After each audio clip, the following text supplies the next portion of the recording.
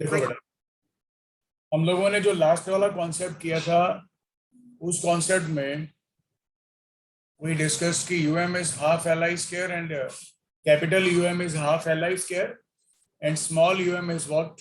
Half B square by half of B square mu naught. वो ये हमने discussion किया था।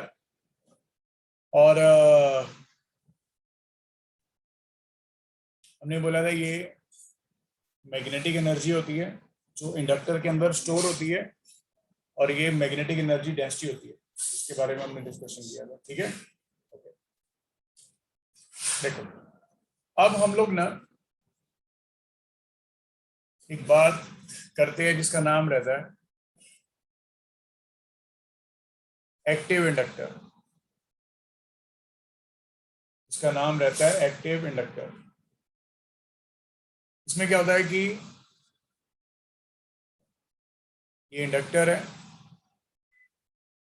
इसमें करंट गया आई, तो करंट आई जाने के बाद जो उसके अंदर फ्लक्स आता है उसको तुम पता है कि तुम लिखते हो Li। ये बहुत इंपॉर्टेंट चीज है जो बताने वाला। और इसके अंदर जो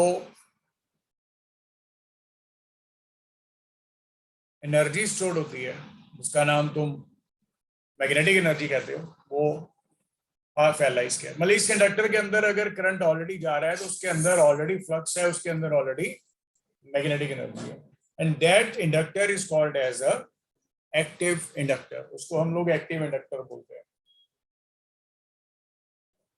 तो सुनो मेरी बात, मान लो तुम्हारे पास ये वाला इंडक्टर किसी सर्किट में पड़ा था, तुमने क्या किया, इस इंडक्टर को रिमूव करके कहीं और बाहर निकाल दिया, तो इसके पास जो पहले से करंट आई था, जो पहले से इसके अंदर एनर्जी स्टोर थी, वही रहेगी। क्योंकि जैसे मैं तुम्हें बताता हूँ, जैसे सेल होता है, एक सेल होता है, सेल में ये रेजिस्टेंस तुम लगा दो, तुम जैसे ही सेल को रिमूव कर दोगे तो इसके थ्रू करंट जीरो हो जाएगा, नहीं आएगा। पर ये थोड़ी सेल का ईएमएफ जीरो हो गया, सेल का ईएमएफ थोड़ी जीरो होता है, वो तो करंट जीरो होता है जब डिस्कनेक्ट कर देंगे।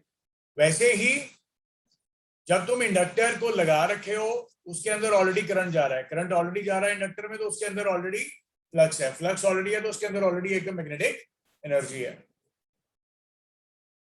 और अगर तुम उसको रिमूव कर दोगे, करंट तो खत्म हो गया, पर करंट खत्म होने का मतलब ये नहीं है कि उसका अपना करंट खत्म हो गया। उसका मतलब हो गया कि वो सर्किट में कोई करंट नहीं दे रहा है, क्योंकि सर्किट से उसको बाहर निकाल दिया।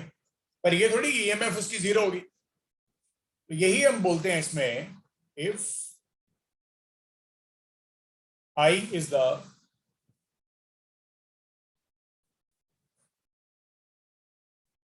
last current flowing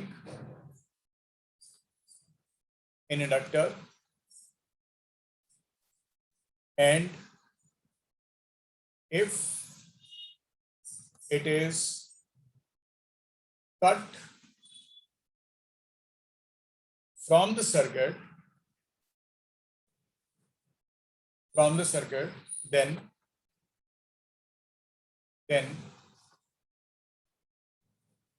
also its total flux remains unchanged. And if it is connected to same or any other circuit,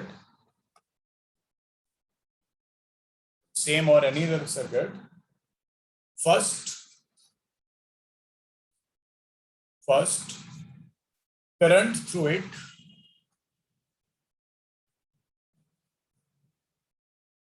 will be the same to maintain its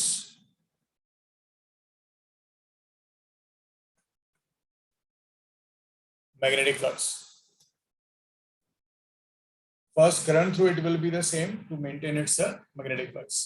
मतलब अगर आपने एक इंडक्टर को रिमूव कर दिया, उसके अंदर ऑलरेडी पहले से करंट आई था और आपने इसको ऐसे सर्किट में लगा दिया जिसमें कुछ और करंट फ्लो कर रहा है, तो जब तुमने कनेक्ट किया तब उस इंस्टेंट पे तुम उसके अंदर वही करंट मानोगे जो पहले वाला था, क्योंकि वो पहले से एक्टिवेटेड था, इस वजह से उसका नाम तुम रखते हो एक्टिव करंट।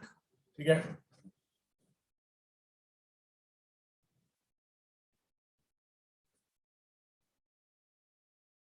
ठीक है। And such inductor is termed as active inductor,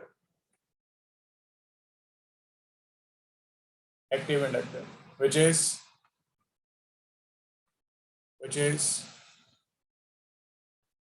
represented by the diagram like this. इसके अंदर ऑलरेडी इधर को करंट जा रहा है और इसके अंदर ऑलरेडी फ्लक्स है Li। ओके, ये चीज याद रखिए। अब क्योंकि हमारा जो नेक्स्ट कॉन्सेप्ट है वो यही है, अब हम लोग एक तरह से डिके ऑफ करंट की बात करने वाले हैं इन LR सर्किट। LR सर्किट में हम लोग डिके ऑफ करंट की बात करने वाले हैं। अब होता क्या है मैं तुम्हें बताता हूं। देखो, तुम्हारे पास एक इंडक्टर है ऑलरेडी, जैसे मैंने तुम्हें बोला था, इसके अंदर ऑलरेडी कुछ ना कुछ मैग्नेटिक एनर्जी स्टोर है। अब तूने किया क्या, तूने बेटा एक इंडक्टर में वही इंडक्टर को उठाया और एक सर्किट में लगा दिया जिसमें ये रेजिस्टेंस आ रहा है और ये एक T आ गया जिसको तुमने ऐसे कर दिया, और जैसे ही T0 पे जैसे ही तूने ये स्विच S है इसको क्लोज किया तो इसमें करंट फ्लो किया। अब तुम ऑलरेडी मान के चल रहे हो कि इसमें इधर को करंट जा रहा था, तो ये करंट ऐसे करके जाएगा और ये ऐसे फ्लो करेगा और इट विल देयर, पर यहाँ पे कुछ हीट प्रोड्यूस होगा क्योंकि रेजिस्टेंस है। जब रेजिस्टेंस के थ्रू करंट जाता है तो हीट प्रोड्यूस होता है। ओके, अब मेरा पॉइंट जो तुम्हें समझना है वो ये है, इसमें ऑलरेडी तुम ये मान के चल रहे हो कि करंट इधर को जा रहा है, ऑलरेडी करंट इधर को जा रहा है ऑलरेडी, ठीक है, ऑलरेडी करंट इधर को जा रहा है। पर अब ये जो करंट है, अब ये जो करंट है इसमें क्या हो रहा है, करंट में बताओ मेरे को। करंट तो ऑलरेडी इधर को जा रहा है, ये बात तो 100% श्योर है।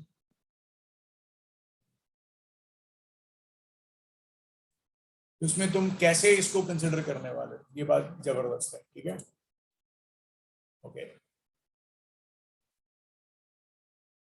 बताओ।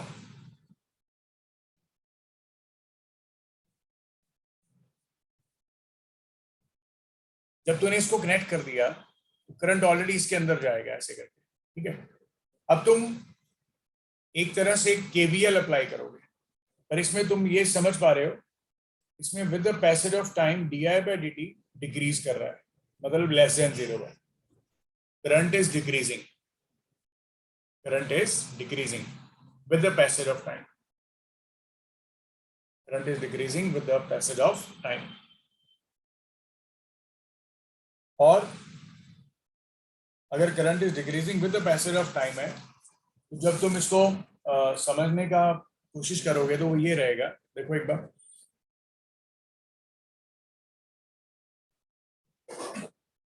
इसमें क्या रहेगा कि तुम ये बोलोगे कि सर इसमें मैं कोई भी डायरेक्शन ले लो कोई दिक्कत नहीं चलेगा, मान लो ये नेगेटिव है ये पॉजिटिव है और ये करंट ऐसे करके इधर से इधर जा रहा है, ठीक है, ऐसे लेट मी कंसिडर, लेट कर दिया, यहाँ से यहाँ गए तो ये आ गया L di/dt minus IR equals to 0।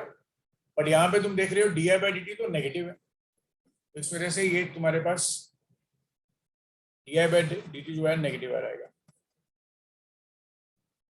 So this implies minus L di/dt is equals to IR minus L di/dt is equal to what बेटे IR। ठीक है, अब बस रीअरेंज करो इसको, कितना आ गया di/i is equals to minus of R/L into dt। अब इसके बाद क्या किया, इसके बाद हमने इंटीग्रेट कर दिया, तो यहाँ पे कितना आ गया di/i, ये माइनस R/L और इंटीग्रल dt, ये 0 से t टाइम, और ये करंट नो डाउट I0 से शुरू हुआ और बाद में I, ये I0 is no doubt the maximum current और बाद में I करंट आ गया जो कि I0 से डेफिनेटली कम होगा क्योंकि करंट तो डिक्रीज कर रहा है। ठीक है ना, सो दिस इंप्लाइज ये आ गया natural log I0 to I minus R/L into T, ये 0 से t तक, फिर upper limit minus lower limit आ गया,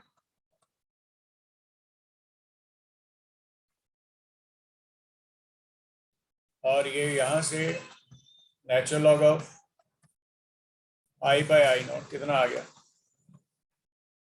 minus R/L into T, this implies I is equal to I0 e raise to power minus R/L into T. ठीक है, तो exponentially the value of the current is decreasing with the passage of time, जो current का वैल्यू है it is decreasing with the passage of time.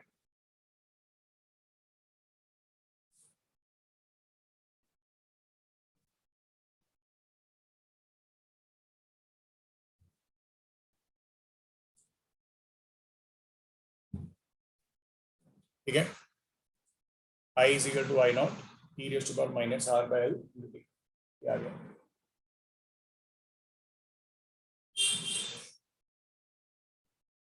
और इसका भी जब तुम एनालिसिस करते हो, इसका जब तुम एनालिसिस करते हो, पहला तो वही जब t 0 है तो इसके थ्रू करंट अब मैक्सिमम होता है, और जब टाइम तुम्हारे पास इन्फिनिटी आ जाता है तो भी सारी की सारी एनर्जी अब खत्म हो चुकी है उसके अंदर, तो करंट 0 आ गया। और जब तुम इसका ग्राफ बनाते हो तो एक्सपोनेंशियल डिक्रीजिंग ग्राफ जो है बेटे वो तो ये वाला था तुम्हारे पास एज I0, और बाद में ये डिक्रीज कर रहा है। ठीक है, और एक पॉइंट आता है यहाँ पे तुम टाइम लिख रहे हो, यहाँ पे टाउ है जो कि L/R है, यहाँ पे जो टाउ है वो कितना है L/R, और ये जो करंट आया ये कितना आया 0.368 I0। ठीक है, E का वैल्यू तुम्हें पता ही है, अब टाउ का वैल्यू तुम L/R लिखोगे तो करंट का वैल्यू कितना आ जाएगा I0 e raise to power minus R/L into T, T कितना L/R, I आ गया I0 e raise to power minus 1। जब तुम इसका वैल्यू निकालते हो तो वो अराउंड अबाउट 0.368 I0 आता है। ठीक है, ये करंट आता है। I hope you have understood this concept now, how to consider this, है ना।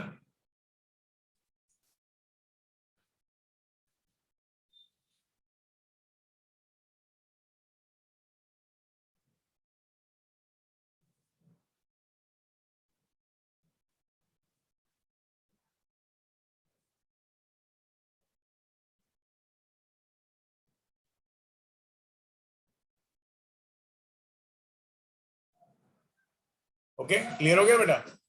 और उसके बाद फाइनली जब ये प्रॉपरली सारा हो जाएगा तो ये हम बोल देते हैं। ठीक है, अच्छा मैं तुम्हें एक और बताता हूँ, अगर तुम्हें इसी में बोला जाएगा what is the thermal energy produced in the inductor, कितना थर्मल एनर्जी इंड्यूस्ड है? तुम बोलोगे heat as I square R D T, और आई का वैल्यू तुमने पता ही है क्या लिखा था अभी, I naught E raise to power minus R by L into T into D T. ये टाइम आया 0 से इन्फिनिटी तक। और जब तुम इसको सॉल्व करते हो, हीट को रीअरेंज करने के बाद सब कुछ,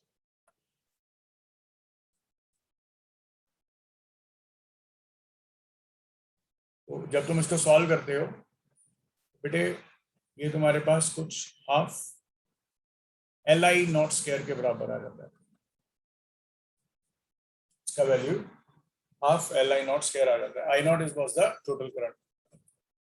तो लॉजिक समझो क्या था, इस इंडक्टर के अंदर जितनी भी मैग्नेटिक एनर्जी स्टोर थी T0 पे, इसके अंदर एनर्जी थी half L I naught square, और ये रेजिस्टेंस था T0 पे। और बाद में क्या हुआ, बाद में जब T इन्फिनिटी आ गया, तो T जब इन्फिनिटी आ गया तो क्या हुआ, तो इस इंडक्टर के अंदर कोई एनर्जी नहीं रही, बिकॉज सारी की सारी एनर्जी इधर डिसिपेट हो चुकी है हीट की फॉर्म में। और कितनी एनर्जी है बेटा, वो जितनी इंडक्टर के अंदर स्टोर थी। अब इसके अंदर एनर्जी, मैग्नेटिक एनर्जी कितनी होगी, 0। तो वो सारी एनर्जी इसके अंदर इसमें अपीयर होगी। ठीक है, क्लियर हो गया सभी को कि नहीं? तो ये हमारे पास बच्चों फंडामेंटल कॉन्सेप्ट्स थे जो हम लोगों ने डिस्कस किए।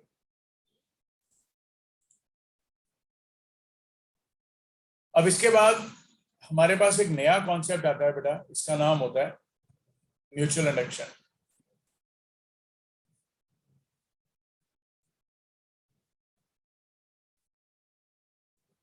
म्यूचुअल इंडक्शन क्या है? Write down, it is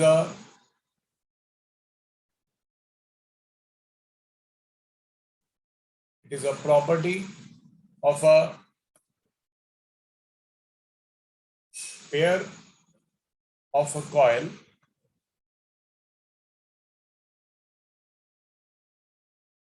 due to which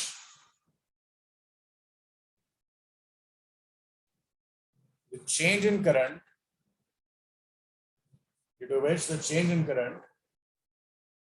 in one coil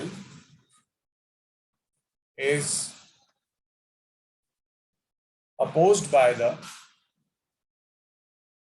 EMF induced in other coil।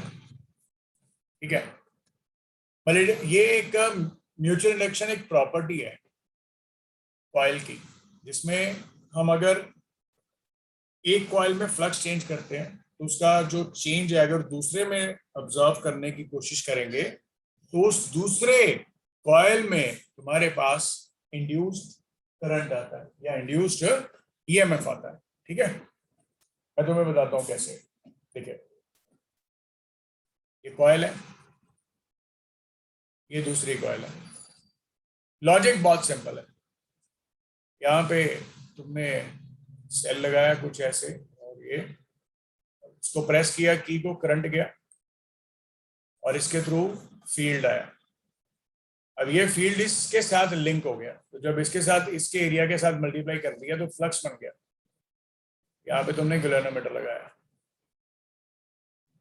अब जब फ्लक्स, इसका फील्ड है इसके अंदर जो प्रोड्यूस हुआ था, अब ये इसके साथ लिंक हो गया तो ये फाई आ गया, इसका नाम तूने रख दिया लिंक्ड फ्लक्स। लिंक्ड फ्लक्स, जिसमें तुम करंट भेज रहे हो उसका नाम तुम प्राइमरी कॉइल, और जिसमें तुमने गैल्वेनोमीटर लगा के इसका वेरिएशन देख रहे हो तो उसका नाम तूने रख दिया सेकेंडरी कॉइल। तो ये फ्लक्स आ गया linked.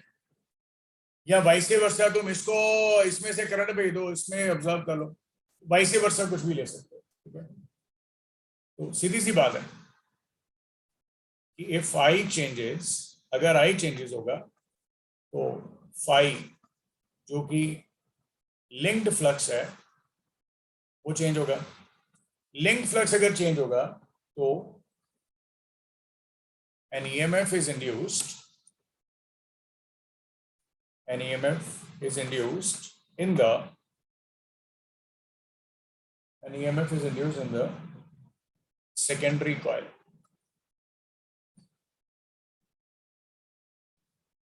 And direction is such that it opposes the change. Direction is such that it opposes the change. Change in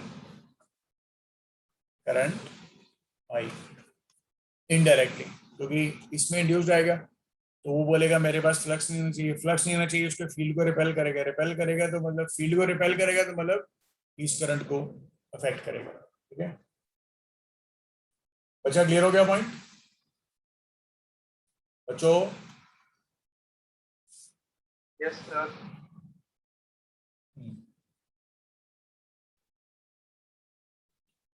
तो ये हमारे पास फ्लक्स का इसके रिलेटेड एक जबरदस्त कॉन्सेप्ट बन गया। ठीक है, इसी के बेस के ऊपर हम लोग एक वर्ड डिफाइन करते हैं, इसका नाम होता है कोएफिशिएंट ऑफ म्यूचुअल इंडक्शन, जिसको एम बोलते हैं। अब होता क्या है इसमें, ये लिंक्ड फ्लक्स है और इसको तूने इसके साथ जोड़ दिया, ये प्राइमरी आ गया, ये सेकेंडरी आ गया। ये बेटे इसके अंदर ये फ्लक्स लिंक्ड आ गया और इसका एरिया आ गया, फ्लक्स लिंक्ड आ गया और इसका एरिया आ गया। अब सुनो मेरा पॉइंट जो मैं तुम्हें बताने वाला हूं। बाय डेफिनेशन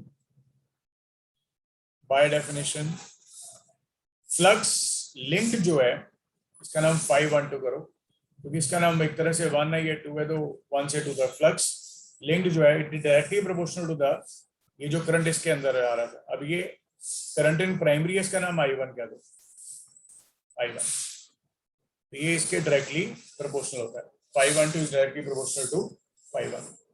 तो यहाँ से बेटा जब तुम कांस्टेंट ऑफ प्रोपोर्शनैलिटी निकालते हो यहाँ पे 1 2 लिख देते हो, and this M12 is called as the coefficient of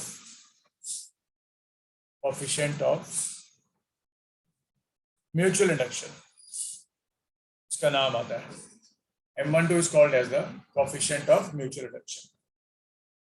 M12 का नाम आता है coefficient of mutual induction, इसको याद रखिए।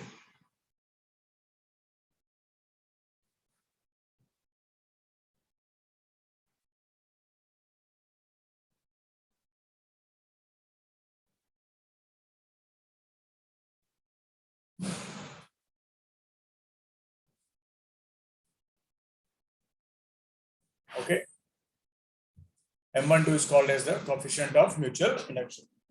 तो ये रिलेशन रहता है इसका, तुम इसको याद रखना। सिमिलरली जैसे तुमने यहाँ पे इसको करा था ऐसे, अब तुम इसका नाम 2 रखते हो, इसका नाम 1, अब इसमें तुम करंट भेज दो, इसका नाम I2 कर दो, अब इसका फ्लक्स लिंक्ड हो गया। ठीक है, अब इसमें ग्रेनोमीटर लगा दो और इसमें सेल लगा दो, मतलब वैसे 1 2 तो नाम दिया था ना कॉइल्स का, तो अब ये आ जाएगा तुम्हारे पास 1 2 की जगह 521 आ जाएगा और ये M21 आ जाएगा और ये I2 आ जाएगा। और जब तुम इन दोनों का कंपैरिजन करते हो बेटा तो तुम देख पा रहे हो M12 और M21 जब तुम वैल्यूज निकालोगे तो वो इक्वली आती है।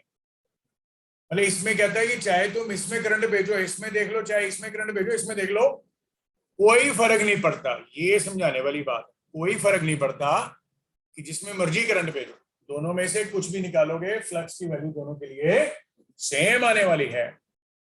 And this concept is called as the reciprocity theorem. Reciprocity theorem मतलब कभी कभी स्टूडेंट्स ज्यादा सोचते हैं, ज्यादा समझते हैं, कभी कभी वो बोलते हैं सर अगर हम इसको लेते तो इसका ये आंसर आता, तो अगर इसको लेते तो इसका क्या आंसर आता, तो आंसर दोनों का सेम आता, तो कोई प्रॉब्लम वाली बात नहीं आती, ये याद रखिए।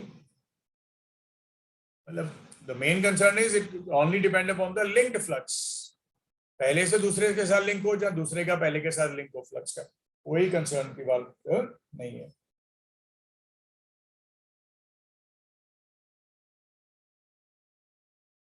ठीक है, इसको नोट करके रखिए। अच्छा, एक और पॉइंट देखिए, जबरदस्त पॉइंट है ये। मान लीजिए आपके पास दो कॉइल्स हैं और दोनों कॉइल्स में करंट जा रहा है, दोनों कॉइल्स में करंट जा रहा है। इसमें करंट I1 है, इसकी इंडक्टेंस सेल्फ L1 है, इसमें करंट I2 है और इसकी सेल्फ इंडक्टेंस L2 है, पर इनका फ्लक्स भी लिंक है, इसका भी इधर से इधर फ्लक्स लिंक्ड है, इसका भी इधर से इधर फ्लक्स लिंक्ड है। तो जब तुम टोटल फ्लक्स लिखोगे तो तुम बोलोगे L1 I1 plus minus M times I2 आ जाएगा, पहले वाले के लिए फ्लक्स, और दूसरे वाले के लिए क्या आ जाएगा, L2 I2 plus 2, mutual inductance की वैल्यू तो कभी चेंज नहीं करती है, तो ये वैल्यू MI1 आएगा, mutual inductance in the one. तो इससे कोई भी फर्क नहीं पड़ता। टोटल फ्लक्स की वैल्यू बात करी जा रही है ना, तुम्हें याद होगा ना बेटा, फाई का वैल्यू क्या आता था, LI, याद है ना। अब जब तुम फाई फ्लक्स ही लिखते हो LI के साथ, तो फाई इसमें टोटल फ्लक्स आएगा, टोटल फ्लक्स आएगा उसका खुद का प्लस म्यूचुअल इंडक्टेंस का, प्लस म्यूचुअल इंडक्टेंस का। इस पॉइंट को तुम बहुत जबरदस्त वे में ध्यान में रखना, इसको लगाना कैसे है, वेरी इंपॉर्टेंट। ठीक है, अच्छा सुनो एक और पॉइंट, एक ये कॉन्सेप्ट हो गया। अब इसमें ना हम लोग कुछ वैल्यूज को भी लिखते हैं। हम लोग एक ना बड़ा फेमस होता है, इसका नाम होता है कॉन्सेप्ट का डॉट कन्वेंशन। डॉट कन्वेंशन लगाते हैं। What is a dot convention for inductors? Inductors के लिए डॉट कन्वेंशन का मतलब क्या, कुछ नहीं है, डॉट का मतलब डॉट ड्रॉ करना, और डॉट तुम्हें पता ही है हमेशा किसके लिए ड्रॉ करते थे, नॉर्थ पोल के लिए, बस कहानी खत्म, नॉर्थ पोल के लिए यूज करते थे। तो तुमने क्या किया, एक तुम्हारे पास ऐसे इंडक्टर है, करंट ऐसे जा रहा है, इसके अंदर जो फ्लक्स है इधर को है, और जब तुम्हारे पास करंट इधर को जा रहा है, फ्लक्स इधर को है, तो ऑब्वियस सी बात है इधर नॉर्थ होगा, तो इधर साउथ होगा, फिर फ्लक्स ऐसे जा रहा है। ओके, क्लियर हुआ कि नहीं? फ्लक्स इधर को है, फ्लक्स हमेशा किधर से किधर होता है, साउथ टू नॉर्थ, और बाहर किधर से किधर होता है, नॉर्थ टू साउथ। जहां पे तुमने नॉर्थ ड्रॉ किया वहां पे तुमने क्या ड्रॉ करना है, नॉर्थ। बेटा जैसे मैग्नेट होता है, मैग्नेट, यहाँ पे तुम डॉट लिखते हो, नॉर्थ होता है, नॉर्थ से करंट फील्ड बाहर आता है, साउथ से फील्ड एंटर करता है, ये क्रॉस आ गया। ठीक है, ओके। अब देखो ये पहला पॉइंट था, दूसरा पॉइंट सुनो।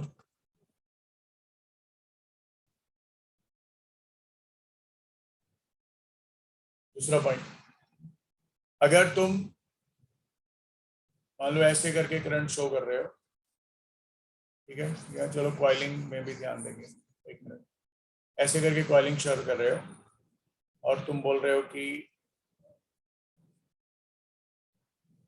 हमारे पास करंट जो है वो, करंट जो है तुम्हारे पास इधर को ही जा रहा है, ठीक है, पर फ्लक्स इस तरफ है, फ्लक्स इस तरफ है, इसको ध्यान में रखना। कैसे आया वो बाद में देखेंगे, फ्लक्स पे ध्यान दो, फ्लक्स इधर को है। जब तुम बोलोगे फ्लक्स इधर को है तो इट मींस डॉट किधर आ जाएगा, इधर, क्योंकि डॉट इधर का मतलब नॉर्थ इधर होगा और इधर साउथ होगा। लॉजिक बस फ्लक्स पे ज्यादा ध्यान देने का। और मान लो एक थर्ड पॉइंट शेयर कर रहे हैं कि मान लो तुम्हारे पास ये कॉइलिंग है ऐसे और ये कॉइलिंग ऐसे, क्योंकि ये काफी फेमस क्वेश्चंस है, पूछे जाते हैं, मैं तुम्हें इसलिए ये करवा रहा हूँ। तुम्हें करंट दिया गया इधर को जा रहा है, क्योंकि करंट का सिर्फ एक ही मोटिव होता है, फ्लो करना। फ्लो करने के बाद वो सॉलिनॉइड के अंदर क्या प्रोड्यूस करता है, मैग्नेटिक फील्ड, दैट्स इट, बस उसका वही कहानी है। और वो मैग्नेटिक फील्ड किस तरफ कर रहा है, वही चीज ज्यादा जरूरी है। मान लो इसके अंदर फ्लक्स इधर को ही है, हम कैसे मानते हैं वो बाद में देखते हैं, पर अभी के लिए तुम ये मान लो कि फ्लक्स इधर को है, इसमें फ्लक्स φ1 है और इसमें करंट I1 है, और यहां पे आ गया ये, और यहां पे तूने करंट भेजा इधर ऐसे ही, और मान ले फ्लक्स इधर को है इसका I2 कारण फ्लक्स इधर को है। लॉजिक समझ ना, जब तुम बोल रहे हो इधर को फ्लक्स है तो डॉट इधर आएगा, जब तुम बोल रहे हो इधर को फ्लक्स है तो इधर को डॉट आएगा, तो दोनों नॉर्थ नॉर्थ एक दूसरे के सामने आ गए। तो जब ये दोनों सामने आ गए तो इनके बीच में जो एक तरह से म्यूचुअल जो है वो एक तरह से इसके बीच में रिपल्शन आ गई, ऐसे समझ लो। तो जो टोटल फ्लक्स का तुम लिखने वाले हो φ1 1 के लिए, मतलब 1 के लिए टोटल फ्लक्स की वैल्यू तुम बोलोगे L1 I1 तो आएगा, पर माइनस के साथ MI2 आएगा। वैसे ही सेकंड के लिए क्या लिखोगे, L2 I2 तो आएगा, पर माइनस MI2 आएगा। क्यों, क्योंकि इसके करंट के कारण इसका फ्लक्स लिंक्ड है और इसके करंट के कारण इसके साथ फ्लक्स लिंक्ड है। इसलिए जब एक की बात कर रहे होगे क्योंकि देखो सिंपल लॉजिक है, इस वाले करंट का फ्लक्स इधर को है और इस वाले करंट का फ्लक्स इधर को है, तो दोनों में क्या आएगा, सब्ट्रैक्शन ही आएगा। ये म्यूचुअल वाला है, ये एल वाला। लॉजिक बहुत सिंपल है, वैसे ये इंडक्टर आ गया, करंट जा रहा है इधर, फ्लक्स इधर को ही है φ1, ये करंट I1 है, ये आ गया इधर,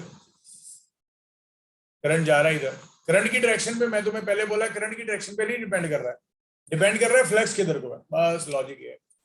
मान लो फ्लक्स इधर को है, इसका डॉट इधर आएगा, इसका डॉट इधर आएगा। अब लॉजिक बहुत सिंपल है, इसके थ्रू ऐसे करके फ्लक्स इसका लिंक्ड होगा और इसका खुद का भी फ्लक्स इधर को, ये दोनों सेम डायरेक्शन में हो गए तो ऐड हो गए। इस तरह से टोटल फ्लक्स की value L1 I1 plus MI2, या सेकेंड के लिए L2 I2 प्लस MI1, ये टोटल फ्लक्स का वैल्यू रहेगा।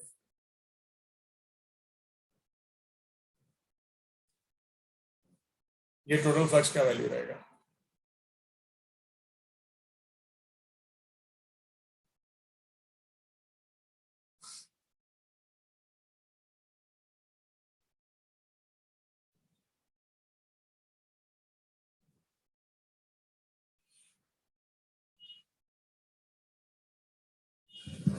ओके, तो ये रिजल्ट रहेगा, and that M is called as the coefficient of a mutual induction.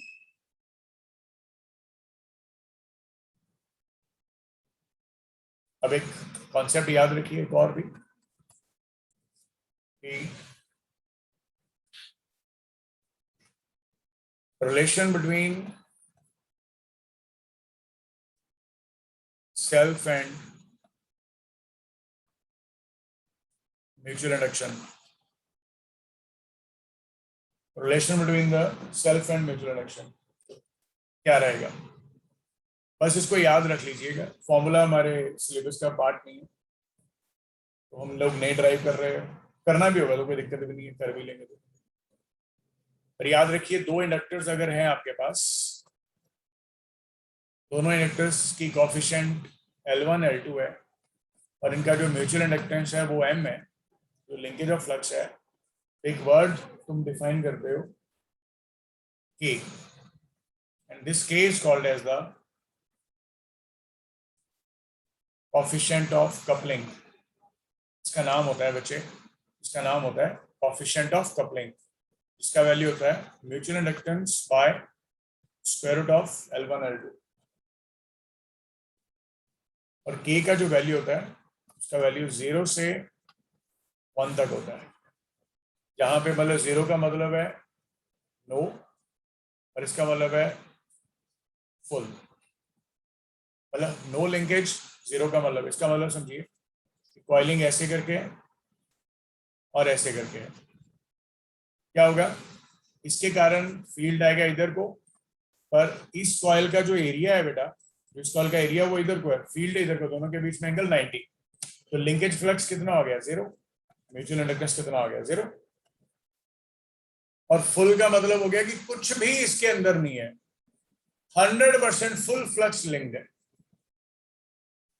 Full flux linked, तो फुल फ्लक्स है वो लिंक्ड है, कैसे, ये एक कॉइलिंग तुम ऐसे कर दो और एक कॉइलिंग तुम ऐसे कर दो, लाइक दिस, इनकी कॉइलिंग ऐसे कर दो और इनकी कॉइलिंग ऐसे कर दो, तो ये 100% सारे का सारा फ्लक्स जो है लिंक्ड है। और जब तुम इसकी बात करोगे, ये जो अभी डायग्राम ड्रॉ करके थे, इसमें लिंकेज ऑफ फ्लक्स तो है, पर ये वाली टर्न जो है, इस टर्न के, ये वाली टर्न का फ्लक्स शायद इधर तक ना पहुंचे या कुछ ऐसा कैरेक्टरिस्टिक्स समझ सकते हो, कुछ भी मान लो, पर इसमें 100% लिंकेज नहीं रहेगी, थोड़ा बहुत, क्योंकि यहाँ से भी फ्लक्स नहीं है जा रहा है, इसमें तो टर्न बाय टर्न है, एक टर्न इसका दूसरे का टर्न, फिर एक टर्न इसका फिर दूसरे का टर्न, तो 100% लिंकेज होगी फ्लक्स की, पर इसमें 100% लिंकेज फ्लक्स की नहीं है। और अगर तुम ऐसे ड्रॉ करो, पर कई बार कई क्वेश्चन में दिया जाता है, कई बार कई क्वेश्चन में दिया जाता है कि inductors are finite distance apart, ये वर्ड कभी बार फेमस है, फाइनाइट डिस्टेंस अपार्ट, बिल्कुल याद रखना कि इसमें तुम्हारा m 0 है, मतलब इसका फ्लक्स तो है पर ये इधर तक पहुंच ही नहीं पा रहा है, ये लॉजिक है। अच्छा, क्लियर हो गया पॉइंट बच्चों?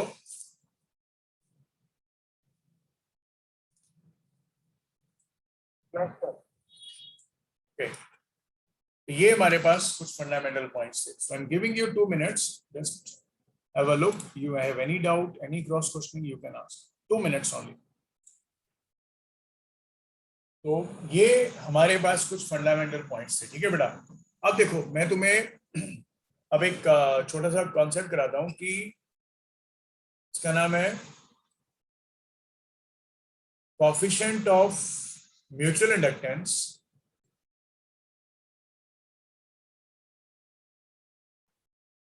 For 2 solenoids.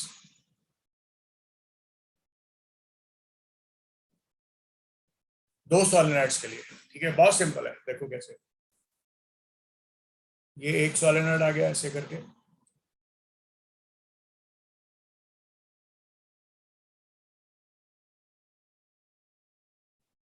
और एक तुम्हारे पास ये सोलेनॉइड आ गया,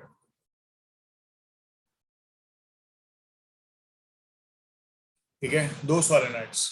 लॉजिक सुनना, इसका मान लो L2 है और N2 है, ठीक है, L2 समझ गए ना, कैपिटल L2 है, small L is a total length, ये तो सेम है। L2 क्या होता है, L2 क्या होता है, L2 सेल्फ इंडक्टेंस है ना, कोएफिशिएंट, और ये जो ब्लैक ड्रॉ किया ये L1 है और ये N1 है, लेंथ तो नो डाउट इसकी L ही है, तो सेम ही रहेगी, ठीक है। अब सुनो, तुमने इसमें से करंट भेजा I1 भेज दो करंट, कोई दिक्कत नहीं, करंट भेजा तूने I, जब तूने करंट भेजा बेटा तो ऑब्वियस ही बात है इसके अंदर मैग्नेटिक फील्ड सेटअप हो गया और रेड वाले के साथ फ्लक्स आ गया, ये प्राइमरी बन गया, ये सेकेंडरी बन गया, ऐसा बोल दिया, ठीक है।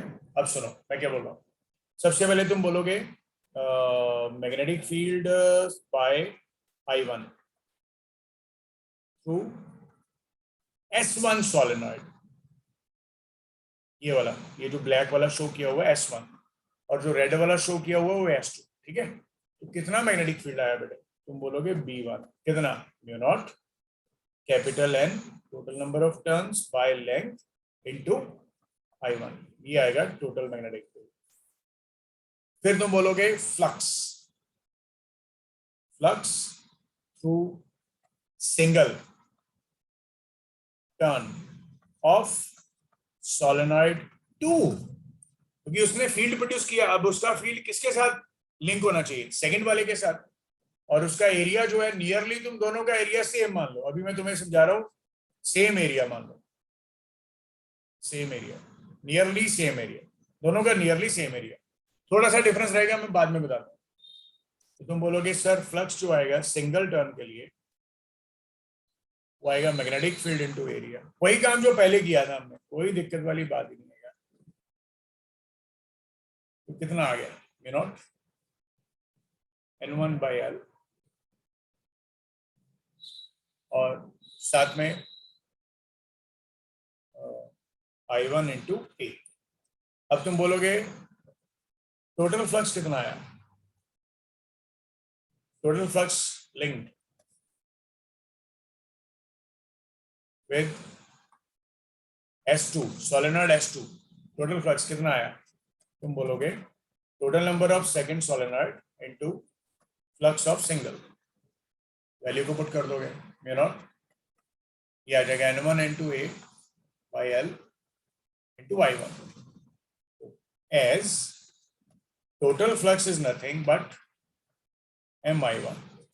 यहां से तुम देख पा रहे हो, यहां से तुम्हारे पास M का value mu naught N1 into by L into AR। This is the coefficient of self-inductance for what bide? For two long solenoids. So this was the concept which we have discussed now.